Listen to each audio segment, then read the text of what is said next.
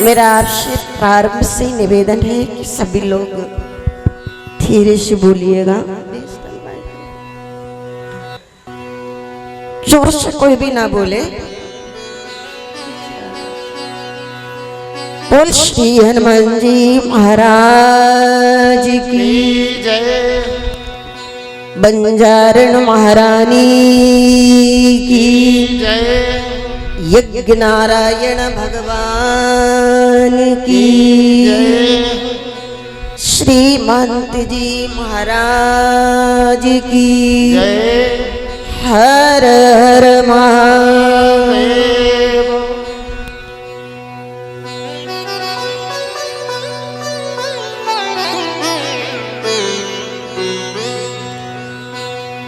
भगवान कारण करनो वृणालय अखंड विनाशी परपूर्णतम परब्रह्म परमात्मा जगत नियंता जगदाधार अखिल कोटि ब्रह्मांड नायक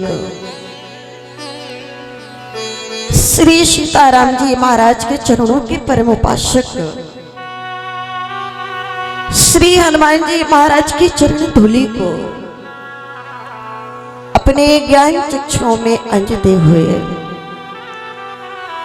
राजराजेश्वरी परंपरा जगदम्बा भगवती के श्री चरण कमलों में कोटि कोटि प्रणाम करते हुए पूज्य पाद मंच पर विराजमान महिमा मंडित गरिमा मंडित श्री महंत जी महाराज के चरणों में मैं कोटि कोटि नमन करती हूँ। पुराण शास्त्रों पर कथा करने वाले बड़ा ही ओजस्पूर्ण प्रवचन करने वाले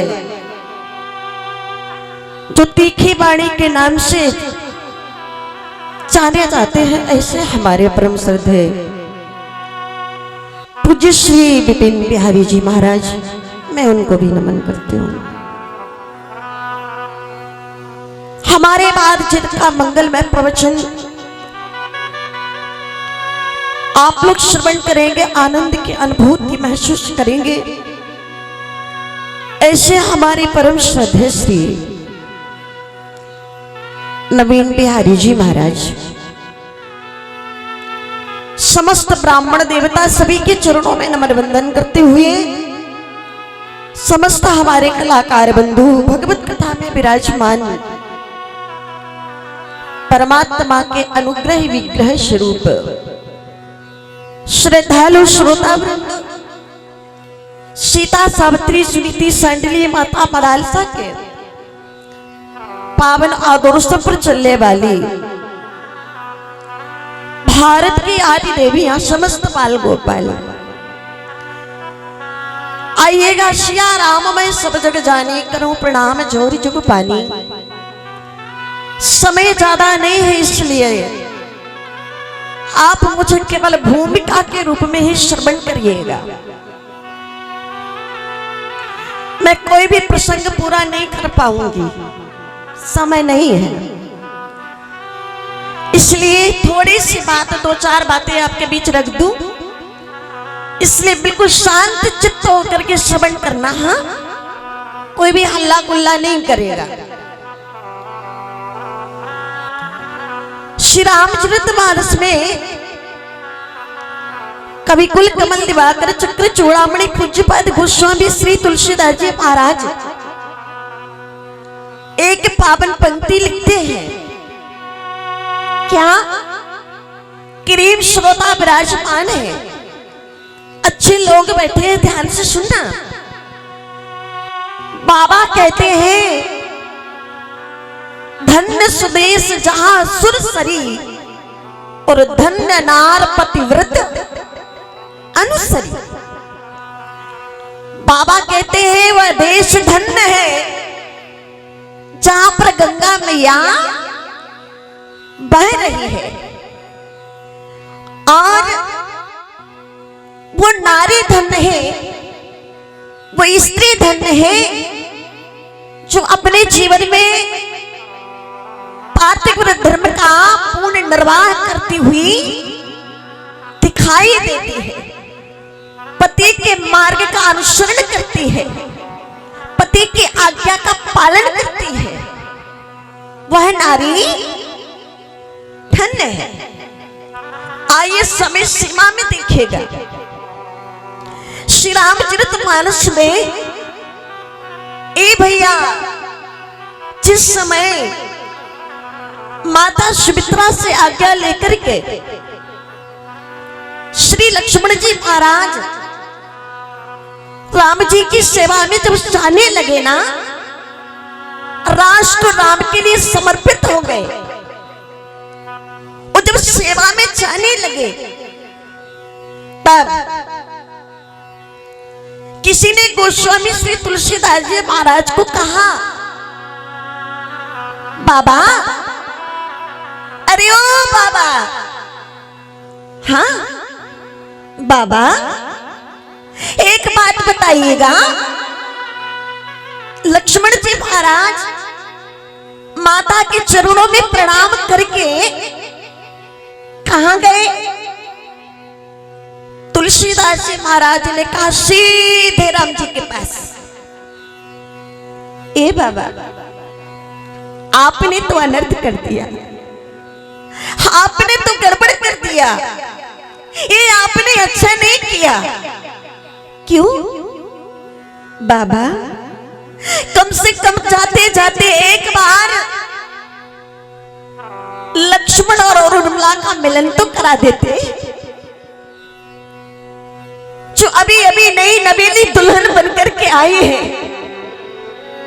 जिसके हाथों की मेहंदी नहीं छूटी, ठीक से अपने पति का मुखार बिंद नहीं निहार सकी, और उसका पति 14 वर्षों के लिए बन को जा रहा है। बाबा, ये तो आपने गलत कर दिया, ज्यादा नहीं, बस एक बार आप लक्ष्मण और उर्मिला का मिलन करा दीजिएगा। तुलसीदास जी महाराज ने कहा, भैया, ये काम तो मैं तुम्हारे कहने के पहले ही कर देता, लेकिन तुम्हें पता नहीं इस श्री रामचरितमानस का एक नाम और है, इसको एक नाम से और संबोधित किया जाता है। किस नाम से? कहा रामायण, और रामधन आयन माने होता है राम का घर, राम का भवन। अगर मैंने श्री रामचरितमानस रूपी भवन में बहू के रूप में देवी उर्मिला के चरित्र का प्रवेश करा दिया, तो धर्म का खंडन हो जाएगा। क्यों? हमारे भारतवर्ष की ये परंपरा है कि जेठ के कमरे में बहू का प्रवेश नहीं होता है। बात समझ में आए तो ऐसे कर दिया करिए, हाँ, और ना आए तो बाबा। तुलसीदास जी महाराज कहते हैं, अगर मैंने श्री रामचरितमानस रूपी भवन में बहू के रूप में उर्मिला जी के चरित्र का प्रवेश कराया, तो मर्यादा का उल्लंघन हो जाएगा, धर्म का खंडन हो जाएगा। इसलिए चाहने के बावजूद भी मैं ऐसा नहीं कर सकता। तुलसीदास जी महाराज ने तो इतना कहकर के समाप्त कर दिया, लेकिन हमारी संस्कृत रामायणों में वर्णन आया है। हमारे विद्वान महापुरुष कहते हैं, साकेत ने संकेत दिया।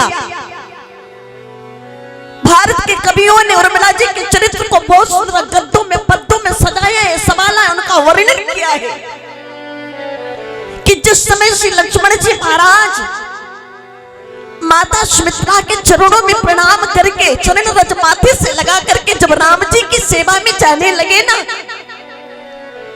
उस समय कुछ समय निकाल करके उर्मिला जी से मिलने के लिए गए।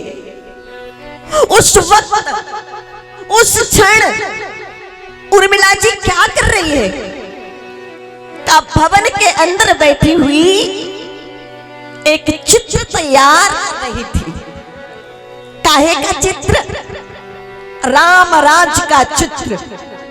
राम राज का चित्र बना रही थी। और बहुत बारीकी के साथ में देखना आप, राम जी का पूरा चित्र बन चुका है। भगवती सीता का भी पूरा चित्र बन चुका है। लक्ष्मण जी का भी पूरा चित्र बन चुका है।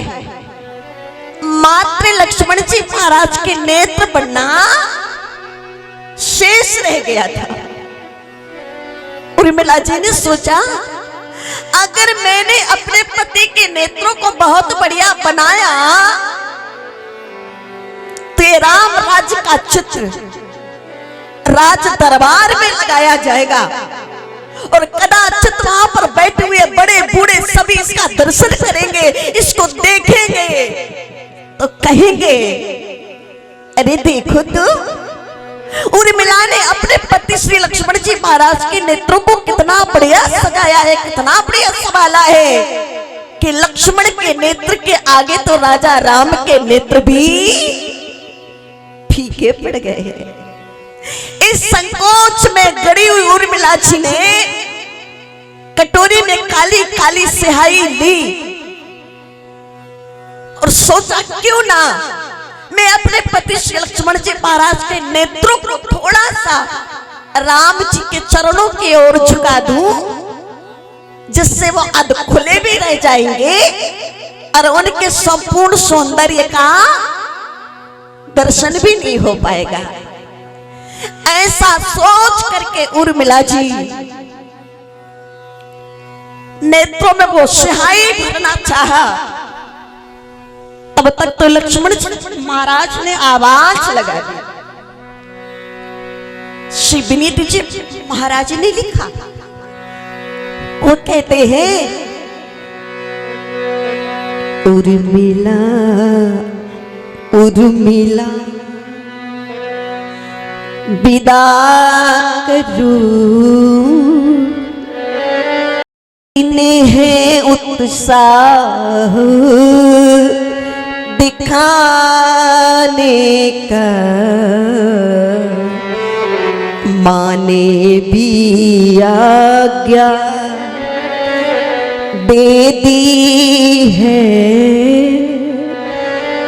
कर चुका मैं प्रण बन जाने का,